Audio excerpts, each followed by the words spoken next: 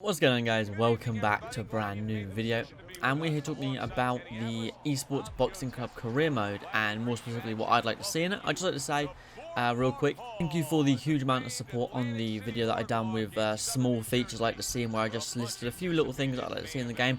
This one, however, is a bit bigger. What I'm going to do is I'm going to start with features I'd like to see in the career mode, and then talk about kind of the basic line I'd like the career to follow. There's no specifics for it, just kind of real basics. I think you guys will be able to agree. If I missed anything, feel free to let me know in the comments down below.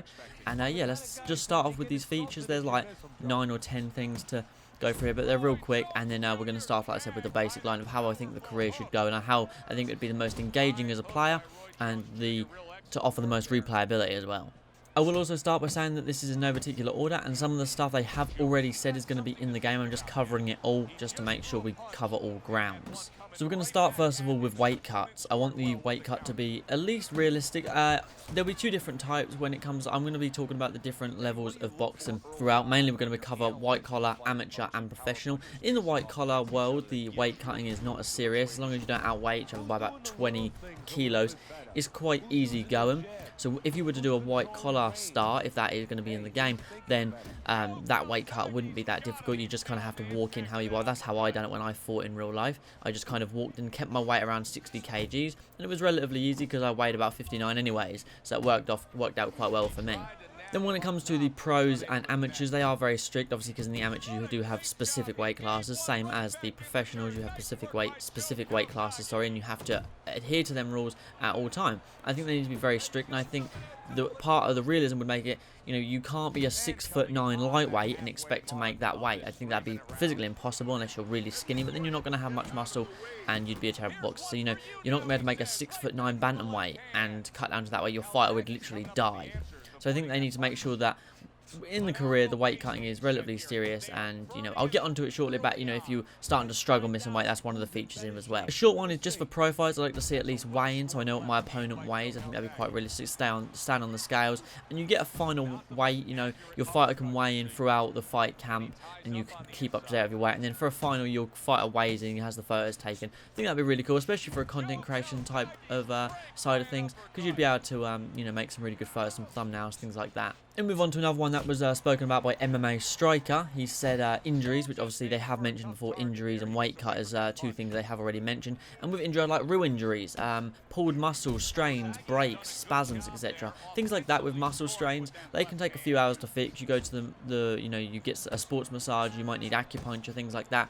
Whereas in UFC games, they always seem to, if you're injured, it takes a whole week to recover. That's not how the real world works. I had like a really bad shin, almost like the start of a shin splint during my training for my fight. And after a few days, I was able to roll that bitch out, and I felt fine. I just had to take the right precautions each night to make sure I did, but it didn't interfere with my training. So that's something to think about. I have mentioned this before, but mainly because I want to mention it in the career video. Different gloves, different outfits for fighting and training. Obviously, when you're training, you just wear your standard t-shirts from Primark, from New Look, wherever it may be. You might get them from a sports thing, but at the start you just wear a standard t-shirt, some standard shorts, and then your trainers or whatever, or some basic boxing boots, and then a cheap pair of gloves when you start off. And then obviously when you fight as a pro and stuff like that, as you get on and further, you have your different shorts for fighting, and you know what I mean, different shorts for fighting, different shorts for training, different gloves. So you have a nice clean pair of gloves for them pro fights, and then for training you have your worn down pair that just feels good to put on. And I think that would definitely be a cool feature to have in the game as well. And then obviously you can change them whenever you see fit, especially for the training. You can, the game offers a series of basic shorts, basic compression pants, basic tracksuits that you can change the colour on and change the design on slightly. And for fighting, this more goes towards the pro level. Different gear, different gloves, different shoes, every single fight. It's obviously your choice if you want to wear the same thing over and over again. But like I said before, very rarely do fighters actually do that these days. Most fighters like having flashy outfits and they look bloody good. And I think that'd be a real shame if they miss things like that. So, I think even if they just get a series of sponsors that they've got, a few, maybe Grant, things like that, and they just make a variety of them, stripes down the side, stripes across, just different things, and we can colour them however we see fit. We can put logos on them and however we see fit. I think that'd be something really cool to do. So, each fight, if you want to go into a championship fight and you really want to look good, I think for me, as a real customization nerd, I think that is something I would definitely like to see. Obviously, more to that point is it will cost money. Whereas in Fight Night, you can just change the colour, change shorts whenever you see fit. I think it would actually have to cost you money. These pros they do get given shorts, but at like a starting pro level, your first maybe 15 fights, you mainly have to buy your shorts, buy your boots, buy your gloves, buy everything for yourself, and that's the whole point of it. So I definitely think that would be something you'd have to do. You know, you say you make 10,000 from your 10th pro fight, you then need to spend, you know, 400 or 500 on getting some new shorts, some new boots, whatever, because maybe those other ones are covered in blood, and you just want to wear some new. For me, I'd probably spend like 4 million in my entire esports boxing club career just on clothes. But I think that'd be a really cool feature that you have to spend money on it. So, you know, it's up to you, you know, what your character spend your money on. Thing I did see a couple of people mention in the last video was interviews after fights. Obviously at the pro level, different questions. I'm going to say it could get boring and repetitive, but I doubt that. If they just offer you a quick question and they give you a few series of response, for example, you know, they say, you know, what do you want next? You know, how was this fight? Something like that. You could make a call out. You could say, you know, Errol Spence, I want you next if you're in the right weight class. You could say, I just want to thank fans and family and my opponent for a great fight. Or you could say, you know, you just love the sport. I'm happy to fight whoever, kind of thing. So I think that would make things interesting. You know, that would, I don't know, just build the atmosphere a bit. It wouldn't be a call out like in UFC 4 where it's like, oh, he called someone out. It's just, you know, Errol Spencer goes, all right, you know, you're on my radar now. I've got a few mandatories to take on. You win 2 more fights and I'll fight you. You know, no drama, no beef, just, you know. I think that'd be a really cool feature. And I did see a few people saying about separate punch stats and power for each punch, which I do agree with. But I saw people saying like, oh, you know, for left hand and right hand, that makes no sense. Because when you switch stance, your power does obviously differentiate, because, you know, if you're in southpaw, you've got all that weight to lean back on. If you're in orthodox, you can't throw as much power with this left jab. So I say we do it based on orthodox and southpaw stats. So if you're southpaw, you do have orthodox stats, but they're harder to level up. So, you know, you could upgrade your southpaw straight and jab so they're vicious, but then when you go into orthodox, they're a little bit weaker. Obviously, like, you know, if your southpaw's going up and up, the orthodox will follow it slightly behind, but won't be as good. So I think that would definitely be something to work on. You know, they do a southpaw footwork, orthodox footwork. If you guys have ever fought in real life, it doesn't seem like much, but when you really get used to fighting in orthodox and southpaw, or orthodox or southpaw, should I say, suddenly switching feels very bizarre. You know, I tend to try and, when I do train, I tend to try and switch. So if I was to ever, like, I don't know, break my right hand, my left hand or something, I could switch stance and then have my right hand as my power shot, if you guys know what I mean. So that's kind of how I think, and I think the stats would definitely be better if they done orthodox jab, orthodox straight, orthodox left hook, orthodox right hook, things like that. I think that would definitely be something that people would be like, wow, that's really engaging. I really need to, you know, if someone might enjoy switching stances all the time, so they might want to upgrade them both as they go along, so they're powerful in all regards. They feel confident in all regards. The footwork is clean, no matter which way they are facing. I think that's definitely something they should really look into. Another thing that I saw as well was in and out of retirement. I did read that was a possible feature they're going to do. If you have a long layoff or maybe surgery, or, you know, you're 41 and 0, you're like, I'm going to retire, you know, and then, you know, that would be wicked for content creation as well, because you could retire and you could be like, all right guys, that's the end of the series, you know, I hope you guys have enjoyed. People are like, oh, I want more. You wait a couple of weeks, boom, he's back, he's returned. He's coming for the super fight. He's going to go on a 5-fight win streak. He's going to win 5 titles in the next 5 fights, and then he's going to walk away from the game 46 and 0, tie Joe Kalazagi's record, job done.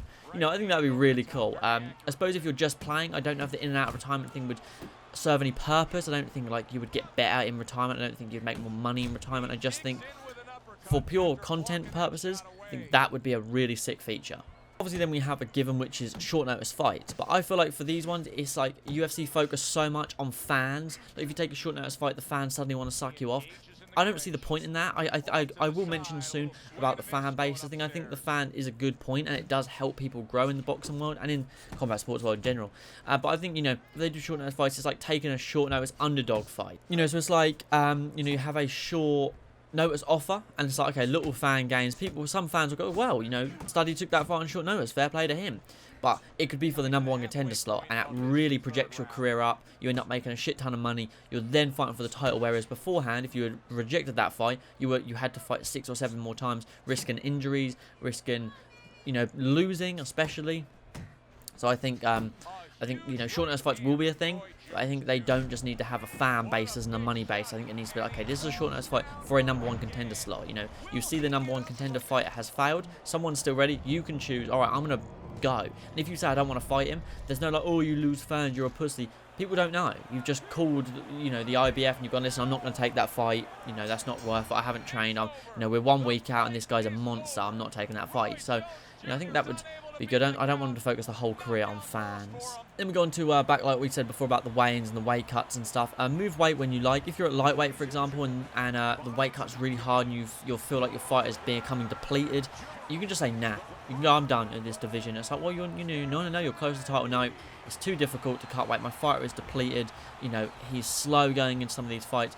Move up to super lightweight or welterweight or wherever you want. Or if the weight cut's really easy, you're like, wow, I'm making lightweight with no stress at all. Or I'm making middleweight with no stress at all. Just go down to super featherweight. Go down to welterweight. You know, move however you want to move. That's how it works. Yeah, you might affect your rankings and you're not going to be able to be #1 contender in lightweight, move up to welterweight and be #1 contender and get a title fight. You might have to fight your way through a few welterweight fights so they know you're worthy of being in that division. But I think moving weights wherever you see fit is definitely something they need to do, because that is what fighters do. I know they do it more at the championship level, but it could be more specific. If your fighter is struggling to make that weight, you could go, fuck this shit, man. Like, nah, like, I'm moving up. I'm not making that weight anymore. I think, you know, that's something they need to really look into. And I appreciate, like, you know, Canelo is a perfect example of that. He is obviously championship level, and dude just moves weight wherever he sees fit. Like, 1 minute he's again light heavyweight, beating the Crusher. Next minute he's going to super middleweight and middleweight and battering people in a 12-round masterclass. It's insane. He's a freak, and that's, I think, what everyone wants to base their career on, a Canelo, a Floyd Mayweather type fighter. And my final thing before we get into the basic line of my career, what I would like to see is, I would say press conferences, but if the game's gameplay is as good as I think it is, and as good as we think it is, I won't mad if press conferences aren't in them, to be honest.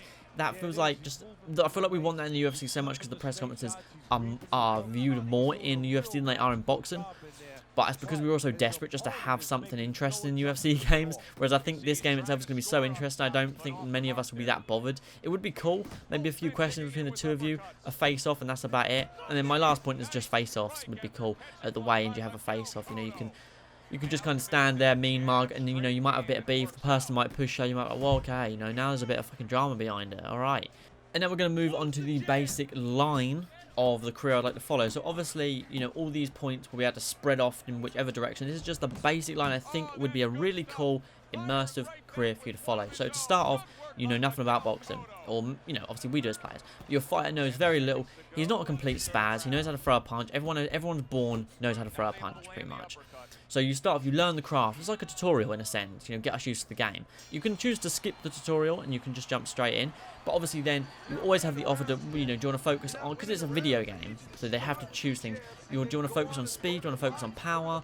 And then you've got your head movement, your different defenses. Obviously, you go into, if you guys have ever gone into a boxing gym, you instantly do this. But that doesn't feel natural for a lot of people. So they should offer, you know, the standard, the Philly shell. You know, when I fight, I tend to have this arm out all the time. And parry and parry. And then admittedly, when I get lazy, I drop my hands. And then just throw my hands up. And it does land because people don't see it coming. But obviously, you can get caught. So you need to focus on your head movement. So if you're fighting like that, you need to really focus on that head movement. I think that'd be a really cool way to start the career. Like, you know, you build your fighter up. So you're like, okay, all right, I'm not the most powerful. So how can I counter someone who's powerful? Quite literally with counter punching. Or you could say, okay, I'm not much of a counter puncher, but I have an incredible gas tank. That's how I want my fighter to play. So we're going to focus on pressure. So then you have your starting coach. He teaches you how to pressure fight. He teaches you how to move your head and block up. Obviously, if you're a pressure fight, he's going to teach you how to just block, move, bounce shots off, and then pressure. If you want to counter punch, your coach will teach you how to counter punch. You know what I mean? So I think, you know, you start off on a basis line of how you want to be. You're not going to be the fastest, the most powerful, the best counters, the best pressure fighter, have the best defense, have the best head movement. You need to choose a few things you want to focus on at the start of your career to either be average at them all or really good at a few things. So, you know, your early fights are really easy. You can just slip, counter, bang. You know, tire them out, and then come the 6th round, they're knackered. You just torture their body and batter their jaw off. So that's the basic line I think to follow. Like I said, you can't focus on them all at the start. But maybe in the future in your career you can. And then we move on to the lower levels. Do you go with the white collar or the amateur? And obviously a lot of people will say, well, obviously amateur you get more experience, possibly take a few losses, but amateur is the way to go. I don't always agree with that. because white collar, yes, it can be easy. It is limited experience. You'll rarely fight experienced fighters in the white collar, but you can have as many fights as you want, and you actually will make money in white collar. I actually did in real life. I'd just like to point that out real quick. You know, amateur fighters like Javante, Haney, Garcia, Lomachenko, things like that. Them guys had tons of experience. But, you know, Lomachenko, his amateur career, everyone was like, he's so unbeatable, and he's now lost twice. So, you know, amateur doesn't always make you the best. Whereas white collar fighters, yeah, you might have less experience, but Fabio Wardley, heavyweight's current English champion, he's 10-0. He had 4 fights in white collar. Now he's a 10-0 English heavyweight champion. He's been slated for the lack of experience, but he's a beast, man. He's proven everyone wrong. And that, to me, really makes it makes white collar seem viable, personally. And as I have fought in white collar, I know that their fights are tough. You're still in there with another person. I've seen people get knocked out in the first minute. I've seen people go 3 rounds and have real bust up like I did. I had my nose busted wide open. Still won the fight. It was a real tough fight, but, you know, I got away with the win. So I think white collar is definitely viable, and in this game it will definitely make sense. And then you and your coaches will decide when you're ready to go into the pro, not the game. So the game doesn't go, okay, you've had 2 fights, you're in the pros now. Or you have an amateur tournament, you're in the pros now. You decide. If you want to have 100 amateur fights or 20 white collar fights against a bunch of AI created fighters that offer very little challenge, you do that. If that's what you need to get the experience, especially, so if you've got the game on the hardest difficulty, you know, some white collar fights might be a little bit tougher than others. They might not just drop at the you know, the first punch. You know, you could stay in white collar earning very little money. Like I said, yes, you can earn money, because I did in real life. And if you're fighting every month, you could earn a little bit just to support the boxing habit, you know, assuming, you know, your character would have a job or whatever. But anyways, you know, so you can earn a little bit of money in white collar, whereas amateur, you're not going to really earn much unless you're sponsored, which is very rare for amateur fighters to ever be sponsored. So then when you turn pro, your starting fights all depend on your amateur and white collar background. So depend on how many fights you've had, depends on where they put you. Obviously, then, you know, you might have had many fights, you might have had a small amount of fights, you might have a big online following, not like Garcia following, but actual boxing following. So you might have, like, you know, 10,000 people that are like, wow, can't wait to watch Study get in the ring, and the professional, you know, he's been smashing the amateurs. I'm really excited to see him get in. So then, you know, you have a good amount of sales, you've got a good amount of support, you know, it builds the confidence up. You know, not like Garcia where it's like, oh, he's really fast online, so all the girls fancy him kind of thing. Like, you know, a real boxing fan base. Maybe go through a few journeymen, maybe 3 or 4, maybe 8 or 9. Journeymen can either offer a challenge, some may be shit, some maybe take you into the later rounds with a granite chin or awkward movement, or just their sheer amount of experience. When I went to watch a live box fight at York Hall, there was a white collar guy there that was 11 wins and 190 losses. That is experience. He might have lost 190 times, but that man has been in the ring over 200 times. There is not many fighters that can say they have been in the professional ring over 200 times. So, you know, I think that's definitely, you know, some journeymen you see get hit and they just give up. They just don't like the power. They just take a knee. It's done. It's all over. They don't want to be a part of that anymore. So I think whereas some will keep fighting and they'll just bring it to you. And I think journeyman's definitely a good way to start. You know, some real whack fuckers, real people that just don't look like they're trained well. And I think that's a good way to start the professional career, personally. Then obviously you move on to fight for the British, the English, the European title. I think that's definitely something we want to see, especially as English myself. I want to be able to fight for the British and English title. Then obviously, you know, the game itself is sponsored by like the IBF and stuff, so we get to fight for those world titles eventually. Obviously, then once you win those British and English and European titles, one of them, all of them, you can choose, I suppose. You know, you might not want to take the fight. The fight's obviously starting to get harder. The fighters are obviously higher rated. They become more difficult. They become more experienced, more awkward, more legit contenders. Then you start fighting the top 10, the top 5, the top contender. You fight for titles, maybe one fight at a time for the titles. So you fight like for the IBF, then you fight for the WBC, and then you fight for the Ring TV. Or like Lopez, you go in against the Loma and you walk away with 6 titles. Like, you know, that was a huge underdog fight, but he pulled it off, and I did not expect him to do that, to be honest. And then one more thing is title defenders all go to different weight classes, win new titles, walk away with like winning 16 different belts, and, you know, retire a legend. But that is pretty much it for me, guys. I hope this video wasn't too long. I think it's been about 20 minutes long. But these are just some features I'd like to see in the career and a starting line of how I would like to see the career go. I hope you guys have enjoyed. Let me know your thoughts in the comments down below. And I will catch you guys all in the next video. Peace.